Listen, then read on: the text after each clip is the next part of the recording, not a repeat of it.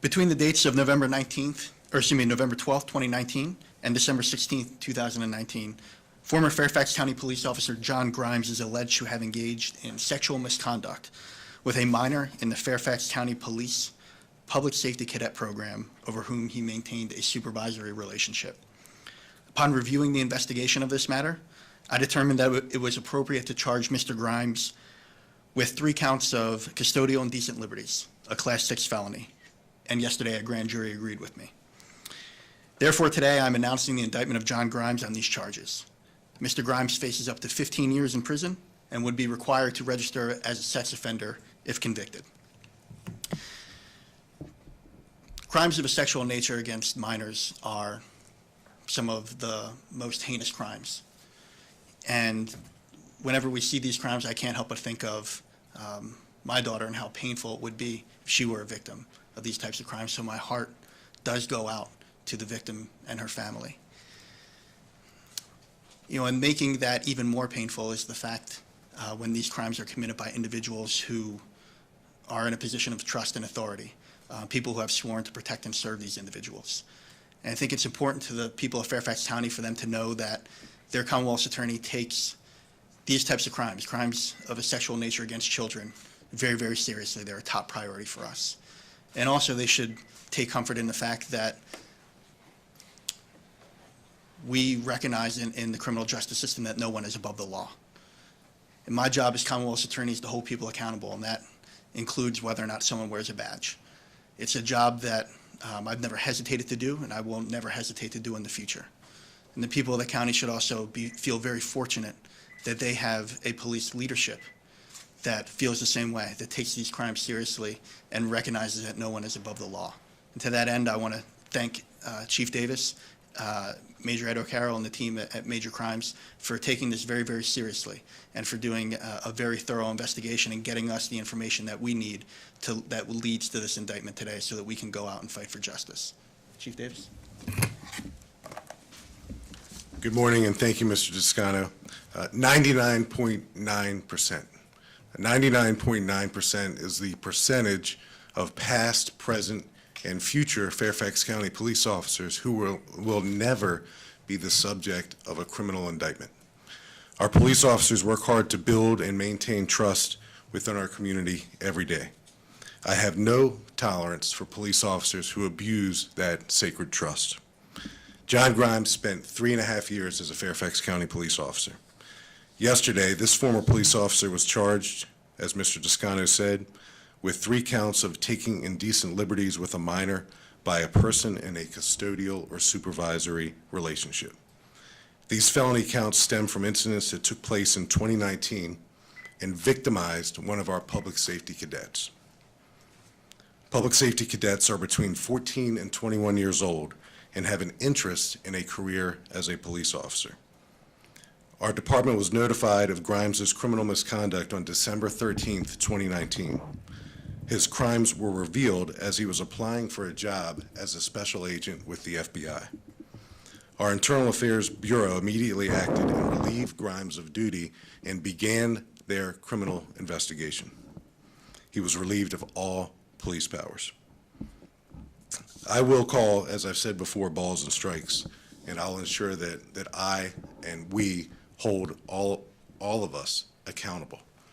We have since made changes to the Public Safety Cadet program in the wake of these troubling allegations. Those changes were made immediately back in 2019, including suspending all ride-alongs. I want to thank the FBI for their help with this case. Our Victim Services Division has also been working with the victim and her family. Like Mr. Descano, I have a daughter. I can only imagine, only imagine. I have no pity for Grimes. He took advantage of a teenager, and he did so in and out of a Fairfax County police uniform. This uniform will always be a symbol of trust. It's a uniform that people run towards and take comfort in seeing in their darkest hours. I and the men and women of our department will not tolerate those who tarnish our uniform. And I want to thank Mr. Descano and his office for their partnership in this very important criminal investigation. And we can take questions now. Go on. No, go ahead. Okay, sorry. Mr.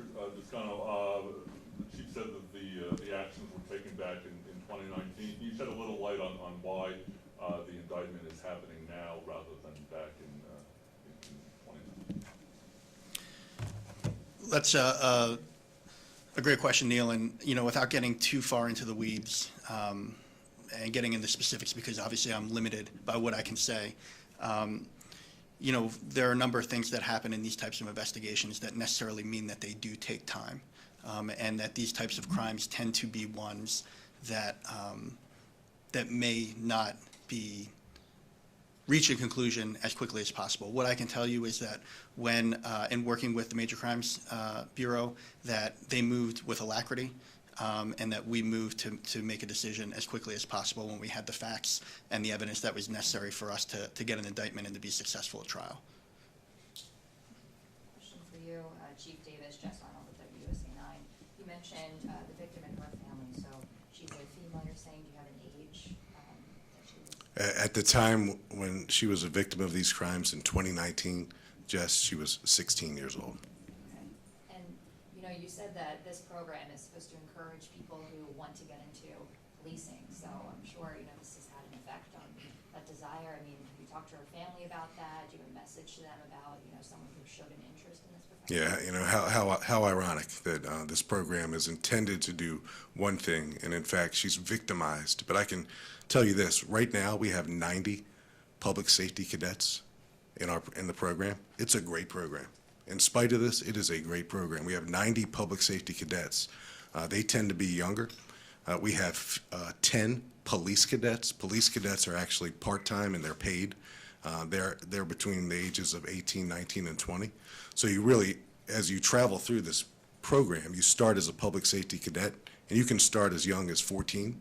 And then when you hit 18, you can apply to be a police cadet and get paid part-time as you go to college, continue your education, and then become a police officer. So we also have 15 active Fairfax County Police officers who were at one time public safety cadets or police cadets. We just retired a couple months ago a deputy police chief who was a public safety cadet and a police cadet.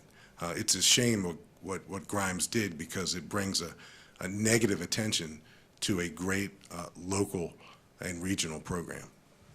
Chief, in protecting victims' privacy, do you mind sharing whether she still is in the program or continued on and joined the force? And Neil, that's a great question. I don't want to answer that because I don't want to expose the possibility of identifying her. But that's certainly a logical question. But again, we have maintained contact with her, Neil, and her family ever since 2019. Our Victim Services Division, as you know, does a great job. So I don't want to answer any questions that might narrow the field and possibly identify her. Yes, sir. You said you suspended ride-alongs. Is that how the abuse occurred? So we suspended ride-alongs for public safety cadets and police cadets.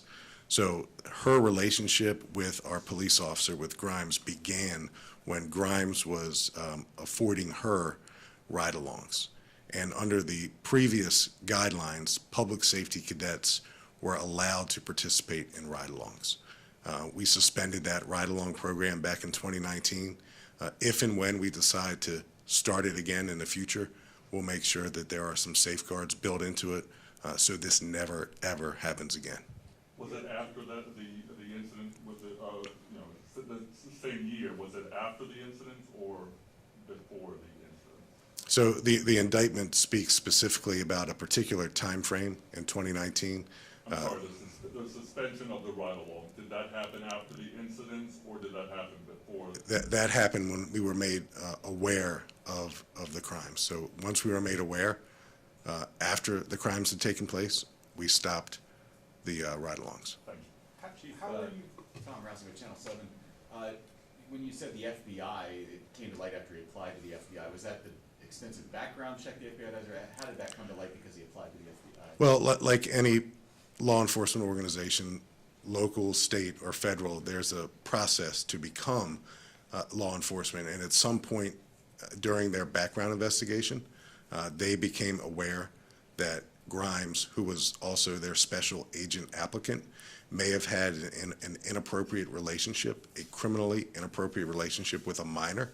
So they called timeout and notified us right away. It was December 13th, 2019, and we acted immediately by stripping him of his police powers, relieving him of duty, and initiating a criminal investigation. Chief, do you have any concerns that there may be other victims? Absolutely. Our Victim Services Division and our detectives are working to see if that is in fact the case. My office has already reached out to some of the parents of public safety cadets, and I've offered to meet with any and all of them, and that meeting is hopefully going to take place in the near future, because the parents need to know that we care about the safeguards of their children, and they're trusting us with their children. So parents should be concerned. They are concerned, and we're going to do everything we can to communicate with them and build this thing back. When you say that Grimes was relieved of duty, did he remain on the force for a period of time after that? If so, how long? He did until May of 2020, and he resigned. And all during that time, he had no duties? He was, Correct. He was relieved of duty December 13th, and I think it was May the 8th, early May, where he resigned from the Fairfax County Police Department. So he resigned during the midst of a criminal investigation and administrative review. what are the specific charges against him? I don't know if we have them to read, but I know it's specifically, I'll let the Commonwealth do it. I'll take that, yeah. I do have those charges. The indictment was a 3-count indictment, and the charge was custodial indecent liberties, and that is Virginia Code 18.2-370.1 subsection A. And it's 3 counts of that same crime. And you mentioned the possibility of 15 years. Is that 5 for each of those? That's correct, Neil. That each count carries its separate 5-year sentence.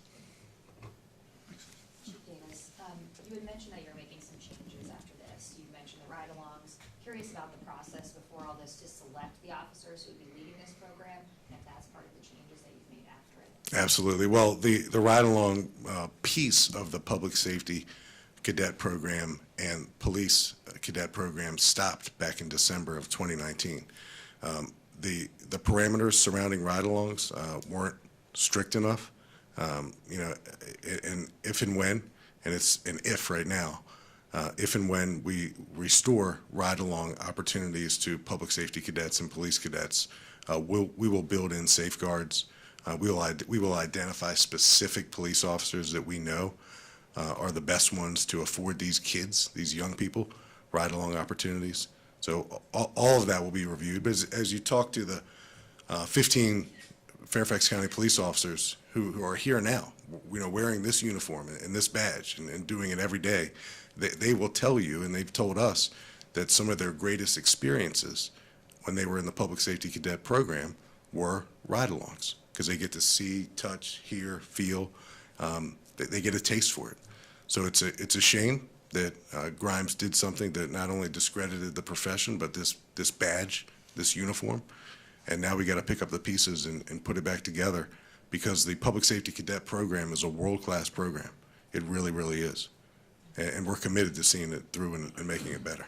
Chief, was this conduct ever reported to the department before the FBI reached out to you? No, it was not. First we heard about it was December 13th, 2019, from the FBI. Last question, guys. Is there anything parents or young people can learn from this that he did that maybe are some warning signs that somebody's head isn't in the right place? Sure, and what we intend to do with the parents is to give them that type of visibility. What should you look for when your child's participating in any program, whether it's sports, music, after school, theater, the arts? As a parent of 4, it's certainly helpful for me, even being in this profession, to know the right questions to ask and to know the things to look for, the changes in the behaviors of our children that sometimes we as parents think are, just teenagers being teenagers. But there are certainly warning signs out there, and if we can improve the public safety cadet program and the police cadet program to include those types of visibility recommendations to parents, that's something we're going to do as well. Thanks, Chief.